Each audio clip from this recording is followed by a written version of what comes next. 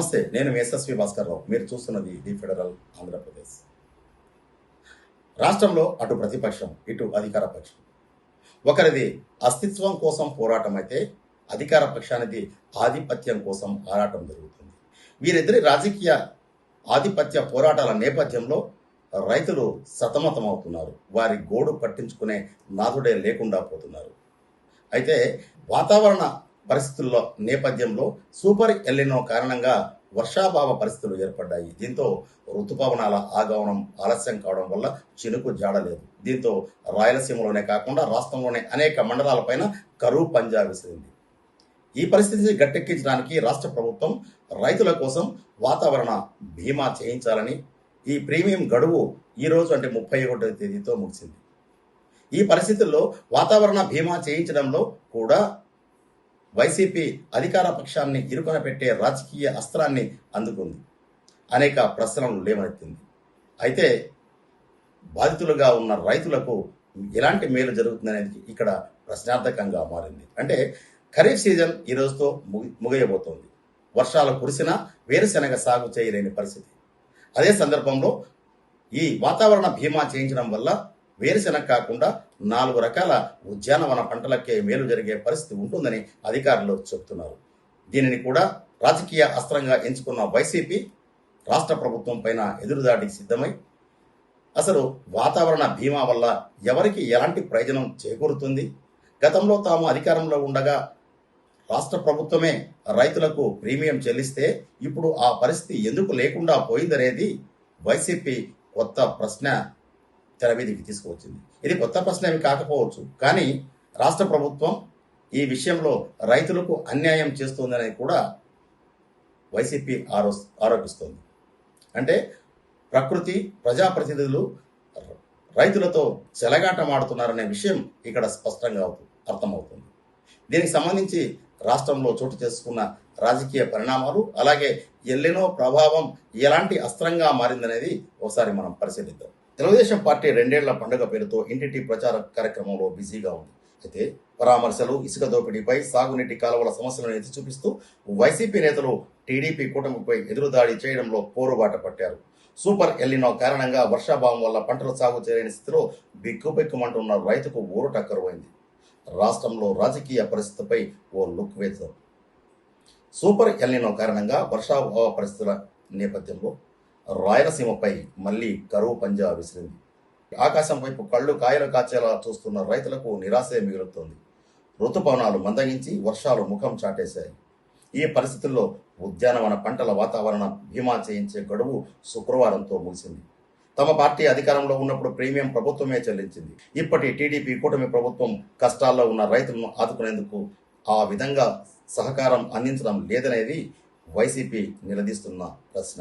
దీనికి సంబంధించి రాయలసీమ ప్రాంతంలో ప్రధానంగా కడప జిల్లాలో గండికోట నుంచి ఎత్తిపోతల పథకం ద్వారా నీరు సాగులోకి తీసుకువస్తే రాయచోటి, రాజంపేట ప్రాంతాలు సస్యశ్యామలమవుతాయని వైసీపీ మాజీ చీఫ్ విప్ గడికోట శ్రీకాంత్ రెడ్డి చెబుతున్నారు. ఆయన ఏమంటున్నారంటే, గండికోట ప్రాజెక్టు నుంచి కాలేటి వాగు మీదుగా సాగునీటితో రాయచోటి ప్రాంతానికి మేలు జరుగుతుందని గడికోట శ్రీకాంత్ రెడ్డి సూచించారు. కాటకాలలో అల్లాడుతున్నటువంటి ప్రాంతంలో సహజ వనరులు ఈ రకంగా దోపిడీకి గురి కావటం అనేది చాలా బాధాకరమైన అంశం. ప్రతి ఒక్కరు నిద్ర లేచినప్పటి నుంచి పర్యావరణం గురించి మాట్లాడుతుంటారు, లక్ష్యాలు ఇస్తూ ఉంటారు. మరి పవన్ కళ్యాణ్ గారు 4 అడుగులు ముందుకేసి నేనే పర్యావరణాన్ని కాపాడుతా అని చెప్పి 24 గంటలు మాట్లాడుతూ ఉంటాడు. మరి నిర్దాక్షిణ్యంగా ఈ ప్రాంతంలో ప్రకృతి సౌందర్యమైనటువంటి ఈ ప్రాంతంలో సహజ వనరులు ఏ రకంగా దోపిడీకి గురవుతున్నాయన్నటువంటిది మీరే కళ్ళారా చూస్తున్నారు.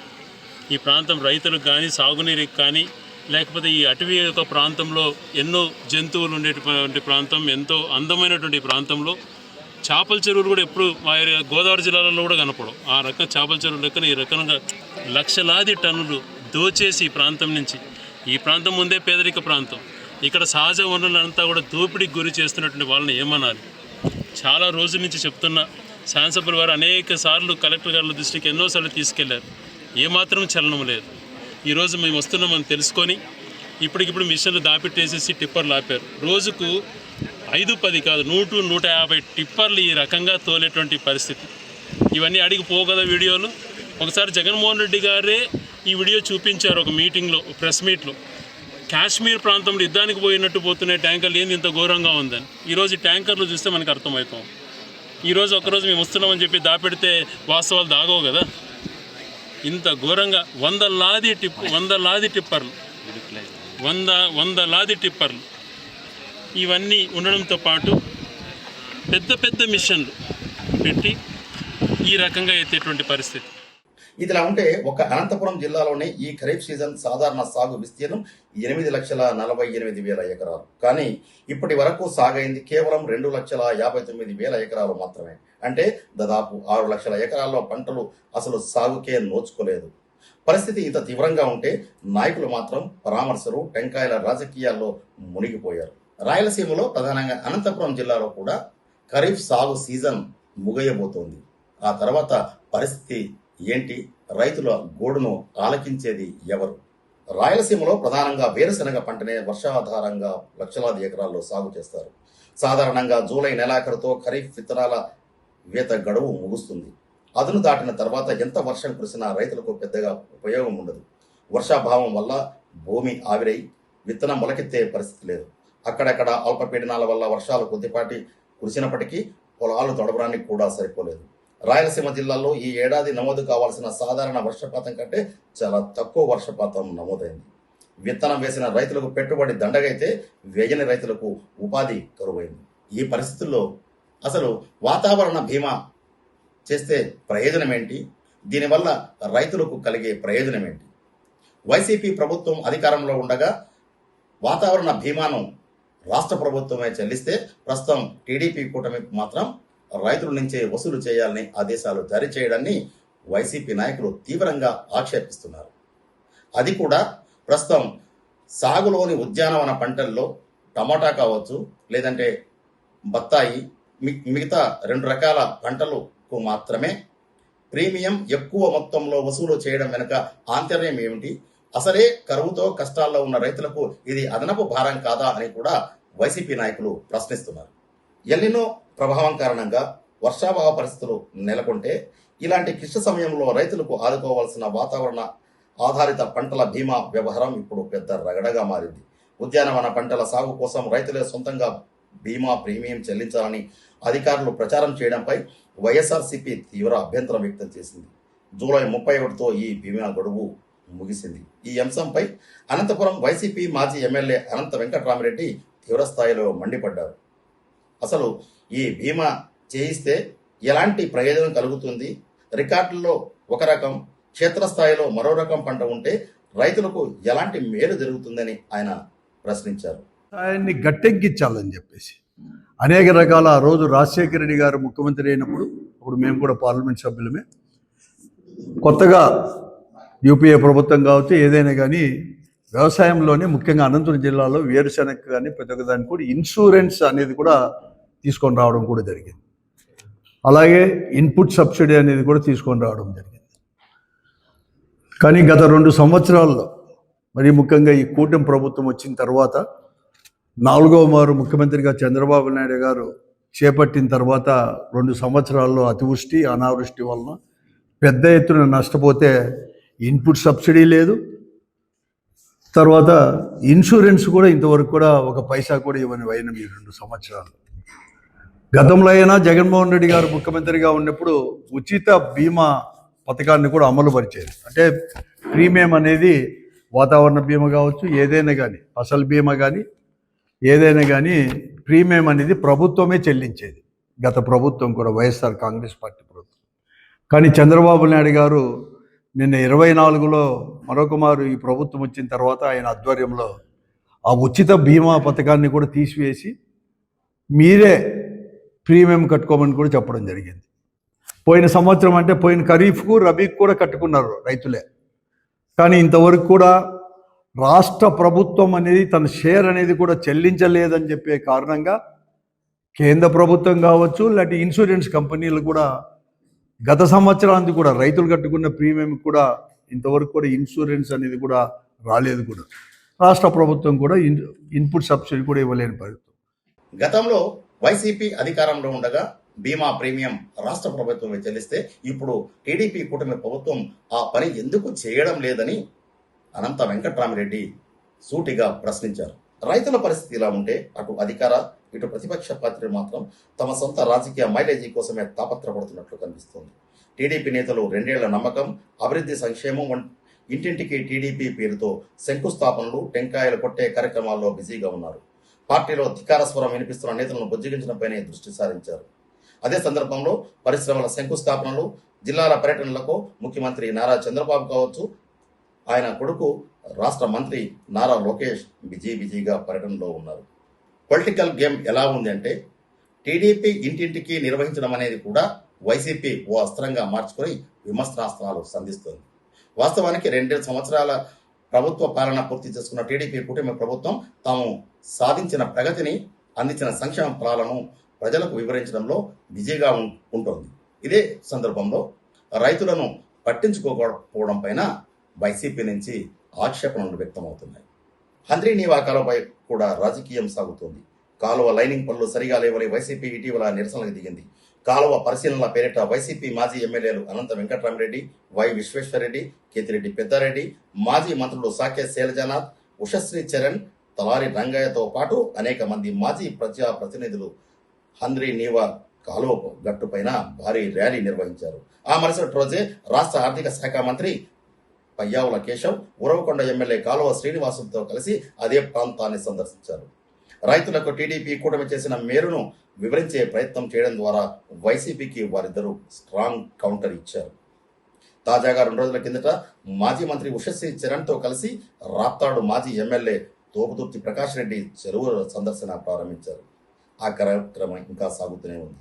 ఇదే సమయంలో రాయలసీమ ఎత్తిపోతల పథకం కోసం వైసీపీ దశల వారీ ఆందోళన కార్యక్రమాలు సిద్ధం చేసింది. మినహా వాతావరణ బీమా ప్రీమియం చెల్లించలేని రైతుల గోడు ఆలకించేందుకు మాత్రం అధికార ప్రతిపక్ష పార్టీల నేతలకు సమయం లేకుండా పోయినట్లే కనిపిస్తోంది. అంతేకాదు రాష్ట్రంలో ఎక్కడ తమ పార్టీ నాయకులకు ఇబ్బందులు ఎదురైనా లేదంటే కేసులు ఎదుర్కొన్నా వారికి పరామర్శల పేరుతో వైసీపీ చీఫ్ మాజీ ముఖ్యమంత్రి వైఎస్ జగన్ పరామర్శల యాత్రలు సాగించడం అనేది కూడా ఇప్పుడు చర్చనీయాంశంగా మారింది. రైతుల గోడు, విద్యార్థుల సమస్యలు లేదంటే మహిళల ఆర్థిక ఇబ్బందులు వంటి సమస్యలను గాలికి వదిలేసిన వైసీపీ పరామర్శలకే ఎక్కువ ప్రాధాన్యత ఇస్తున్నదనే విషయం కూడా ఇక్కడ స్పష్టంగా కనిపిస్తుంది. దీనిని కూడా టార్గెట్ చేసిన టీడీపీ నేతలు వైసీపీ నాయకులపైన తీవ్రంగా విమర్శనాస్త్రాలు సంధిస్తూ అనేక అంశాలపైన, ప్రధానంగా మెగా డిఎస్సి పైన బహిరంగ చర్చకు సిద్ధంగా ఉన్నారా, ఉంటే రండి అని చెప్పని టీడీపీ మంత్రి నారా లోకేష్ బహిరంగ సవాల్ విసురుతున్నారు. అంటే 2 పార్టీల మధ్య సవాళ్లు ప్రతి సవాళ్లతో రాజకీయ వాతావరణం మెల్లమెల్లగా వేడెక్కుతూనే ఉంది.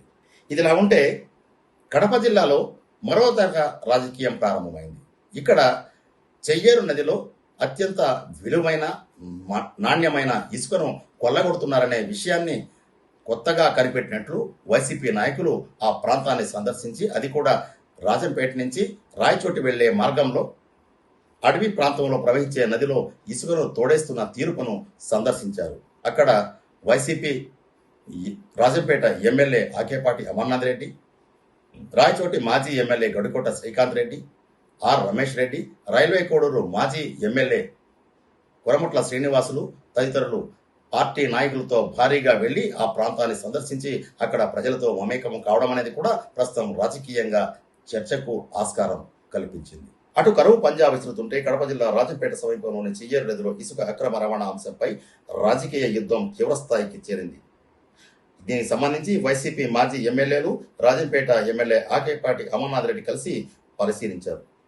అంటే ఇక్కడ కూటమి ప్రభుత్వం వచ్చిన తర్వాత చెయ్యేరులో ఇసుక మాఫియాకు దోచిపెడుతున్నారని కూడా రైల్వే కోడూరు మాజీ ఎమ్మెల్యే కురమట్ల శ్రీనివాసులు ఘాటుగా వ్యాఖ్యానించారు. ప్రభుత్వం చెబుతున్న మాటలు కోటలు దాటమే కాదు, ప్రపంచ ఎల్లలు దాటుతుందని ఆయన ఘాటుగా విమర్శనాస్త్రాలు సంధించారు. మొత్తం దేశం ఎల్లలు కదా, ప్రపంచ ఎల్లలు కూడా దొరుకుతాయి. చంద్రబాబు నాయుడు కానీ, లోకేష్ కానీ, పవన్ కళ్యాణ్ కానీ సంపద సృష్టిస్తాం అని చెప్పేసి ఈ సహజ వనరులు ఏదైతే ఉందో ప్రజలకు ఉపయోగమన్న ఈ జాతీయ సంపదను మొత్తం కూడా దోషపెడుతున్నారు. ఎవరికి? వాళ్ళ కార్యకర్తలకు, కేడర్కు, వాళ్ళందరూ కూడా జోబు నింపాలి. ఇక్కడ నుంచి పోయే ప్రతి పైసా లోకేష్ పక్క అకౌంట్ పోవాల్సింది, దాంట్లో డౌట్ ఏం లేదు. ఎందుకంటే దాంట్లో చాలా వరకు కూడా వాస్తవాలు ఉన్నాయి, వాస్తవాలను కూడా బయటకు తీస్తుంది. ఈరోజు నిజంగా మా మాజీ శాసనసభ్యులు శ్రీకాంత్ కానీ అమరణ కానీ వాళ్ళు చెప్పడంలో కూడా ఇది పూర్తిగా వాస్తవానికి నిజస్వరానికి అర్థం పట్టే నిలుపుతున్న సాక్ష్యమే. ఈరోజు చెయ్యరు దీనికి అనుసంధానంగా కొన్ని నదులు మా పెన్నా కానీ ఈరోజు ఇంత ఘోరంగా ఈ సహజ సంపదను వీళ్ళు దోషేస్తూ ఉంటే ఏం చేస్తారు నిజంగా అధికారులు కానీ, కనీసం ఈ యొక్క ప్రభుత్వ అధినేతలు కానీ. గతంలో మీరు కంపేర్ చేసుకోండి, గతంలో వైఎస్ఆర్సీపీ అధికారులు 2019-24 మధ్యలో కానీ శాండ్ జోలికి కానీ, మట్టి జోలికి కానీ, ఇసుక జోలికి కానీ, లేదా ఇంకో దానికి కానీ పోవాలంటే పర్మిషన్, అంటే రాజ్యాంగబద్ధంగా ఏదైతే ఉన్నదో రెవెన్యూ కానీ, అటవీ శాఖ కానీ, పోలీసు కానీ ఇన్ని కూడా ఒక పద్ధతి పైన పోయాయి. కానీ ఇప్పుడు ఒక పద్ధతి లేదు, ఒక సిస్టమ్ లేదు. చంద్రబాబు నాయుడు అయితే నోరు తెరిసి అబద్ధాలు అనేది అతను ఒక ఏదో పాపం ఉంది కదా, నిజం చెప్తే మొత్తం 100 పైలు యువకులు అవుతుంది. ఆ విధంగా జరుగుతుంది. సంపద సృష్టిస్తామని ఉన్న సంపదను నువ్వు దొంగలకు దోసి పెడతా ఉంటే ఇక్కడ ఏ విధంగా సంపద వస్తుంది? ఏ విధంగా భవిష్యత్ తరానికి ఏమి ఇస్తాం మనం? వర్షాభావ పరిస్థితుల్లో గ్రామాల్లో ఆందోళనకర వాతావరణం ఉంది. దీనిని గట్టెంకించడానికి పోరాటాలతో ప్రజల పక్షాన నిలబడతామంటూ రాజంపేట వైసీపీ ఎమ్మెల్యే ఆకేపాటి అమర్నాథ్ రెడ్డి వ్యాఖ్యానించారు. ఇసుక దోపిడీ మాఫియాగా మారిందని కూడా ఆయన ఆరోపించారు. ఈ మాఫియాను అడ్డుకట్ట వేయడానికి, భూగర్భ జలాలు పరిరక్షించడానికి ప్రత్యేకంగా చర్యలు తీసుకొని పోరాట బాట సాగిస్తామని ఆయన స్పష్టం చేశారు. వర్షాభావ పరిస్థితులే చాలా ఘోరంగా ఉంది. ఈరోజు ఈ చుట్టుపక్కల గ్రామాలంతా కూడా మాకు సాగునీరుకు తాగునీరుకు ఇబ్బంది పరిస్థితి వచ్చింది. మీరంతా కూడా రావాలి అని వాళ్ళు అంతా పిలిచినప్పుడు ఈరోజు మన రాయచోటి మాజీ శాసనసభ్యులు శ్రీకాంత్ రెడ్డి గారు అయితేనేమి, కోడూరు మాజీ శాసనసభ్యులు శ్రీనివాసులు గారు, అదేవిధంగా లక్కిరెడ్డిపల్లి మన మాజీ శాసనసభ్యులు రమేష్ రెడ్డి గారు, అదేవిధంగా రాజంపేట, కోడూరు, రాయచోటి ప్రాంత వైఎస్ఆర్ కాంగ్రెస్ పార్టీ నాయకులు, కార్యకర్తలు అంతా కూడా, ఎందుకంటే ఒకసారి ఇంత ఇబ్బందుల్లో ఉన్నప్పుడు రైతాంగాన్ని వాళ్ళ ఓదార్చాలా అనే ఆలోచనతో ఇంగనించైనా మేము ఏదో ఉద్యమాల ద్వారా ఆపి మీ ప్రాంతానికి, ఈ ప్రాంతాలకు, ఎందుకంటే సాగునీరు తాగునీరుకు మేము కృషి చేస్తామని, ఎందుకంటే ఈ ప్రాంతం నుంచి రాయచోటి ప్రాంతానికి తాగునీరు పోతాయి, అదేవిధంగా రాజంపేట ప్రాంతానికి పోతాయి. ఈ పక్క ఏమైనా గ్రౌండ్ వాటర్ ఉన్నప్పుడు ఈ పక్క కోడూరు ప్రాంతంలో కూడా బోర్లు గిళ్ళు కూడా నీటి మట్టం పెరిగి ఆ పక్క కూడా రైతాంగానికి సాగునీరు కూడా ఇస్తారు. అలాంటి పరిస్థితుల్లో ఇంత దుర్మార్గంగా ఈరోజు ఇసుక వందలాది టిప్పర్లు, ఏదో కాదంటే ఏదో లోకల్గా ఈ నియోజకవర్గాలకు, ఈ జిల్లా వరకు వారి అవసరాలకు వాడుకోవడం అనేది సహజం. కానీ ఇది నిజంగా ఒక మాఫియా మాదిరి ఈరోజు ఇంత వందలాది రోజు టిప్పర్లు వెళ్ళడం నిజంగా ఇది దుర్మార్గమైన చర్య. ఈరోజు నిజంగా ఇది తీవ్రంగా కూడా మేము ఖండిస్తున్నాం. అక్రమ ఇసుక తోడకాలతో నది ఉనికికే ప్రమాదం ఏర్పడింది అని వైసీపీ నాయకులు ఆందోళన వ్యక్తం చేశారు. రిపీట్, దీనికి కౌంటర్ ఇస్తూ రాజంపేట టీడీపీ నాయకులు ఘాటుగా ధ్వజమెత్తారు. గత 5 ఏళ్ల వైసీపీ పాలనలో చెయ్యేరును సర్వనాశనం చేశారు. ఇప్పుడు దోచుకున్నది చాలక ఇప్పుడు మాపై నిందలు వేస్తూ రాద్ధాంతం చేస్తున్నారని వైసీపీ నాయకులకు టీడీపీ నేతలు ఘాటుగా కౌంటర్ ఇచ్చారు. ఇది రాయలసీమలో రగులుతున్న రాజకీయ వాతావరణం. వర్షాభావం, అదే సందర్భంలో విత్తనాలు, ఎరువుల కొరత వంటి అనేక సమస్యలతో సతమతమవుతున్న రైతులకు ఇబ్బందులు వెంటాడుతూనే ఉన్నాయి. కరువు పంజా విసురుతూనే ఉంది. వీరి గోడును పట్టించుకునే ఓపిక, తీరిక లేని స్థితిలో అటు వైసీపీ, ఇటు టీడీపీ నాయకులు పరస్పర ఆరోపణలు, ఛాలెంజ్లు, సవాళ్లతో ముందుకు సాగుతుండడం అనేది ఇక్కడ ప్రధాన రాజకీయంగా వేడెక్కడానికి, అది కూడా 2 పార్టీల మధ్య ఆధిపత్య పోరాటం తీవ్ర స్థాయికి చేరినట్లే కనిపిస్తోంది. రాయలసీమలో రైతన్నలు సాగునీరు లేక, విత్తనాలు మొలకెత్తక అప్పుల ఊబిలో కోరికిపోతుంటే రాజకీయ నాయకులు మాత్రం ఇసుక అక్రమాలు, పరామర్శలు, ఓపెనింగ్ చుట్టూనే తిరుగుతున్నారు. కరువుతో అల్లాడిపోతున్న అన్నదాతకు సాయం అందించాల్సింది పోయి వారి కష్టాలపై కేవలం మొసలి కళ్ళనీళ్లు కారుస్తున్నారు. మరి ఈ కరువు పరిస్థితులపై ప్రభుత్వం ఎలాంటి తక్షణ చర్యలు తీసుకుంటుందనేది వేచి చూడాల్సిందే. అంటే వాతావరణ బీమాపై ప్రస్తుతం రాజకీయ రగడ ప్రారంభమైంది. అంటే దొరికిన ప్రతి అంశాన్ని రాజకీయంగా టీడీపీ కూటమి ప్రభుత్వాన్ని ఇరుకున పెట్టే ప్రయత్నంలోనే సాగుతున్న ఈ వ్యవహారం రోజు రోజుకు వేడెక్కుతూనే ఉంది. టీడీపీ కూటమి ప్రభుత్వం శంకుస్థాపనలు, ప్రభుత్వ సంక్షేమ కార్యక్రమాల్లో బిజీగా ఉంటే వైసీపీ నాయకులు మాత్రం స్థానికంగా ఎక్కడి సమస్యలపైన అక్కడ బయటికి తీసుకురావడానికి, రాష్ట్ర ప్రభుత్వంపై ఒత్తిడి పెంచడానికి పోరుబాట పట్టారు. ఇది తాజాగా సూపర్ ఎల్లినో ప్రభావం తీవ్రంగా ఉన్నప్పటికీ రాజకీయ ఆధిపత్య పోరాటం పీక్ స్టేజికి చేరింది. ఇది ఏ రూపం దాలుస్తుందనేది రానున్న రోజుల్లో జరిగే ఆందోళనలు, ప్రభుత్వం తీసుకునే చర్యలపైనే ఆధారపడి ఉంటుంది. ఈ కథనంపై మీ అభిప్రాయాన్ని కామెంట్ బాక్స్లో తెలియజేయండి. మరిన్ని ఆసక్తికరమైన కథనాల కోసం చూస్తూనే ఉండండి the federal Andhra Pradesh. SSV Bhaskar Rao, federal correspondent, Tirupati.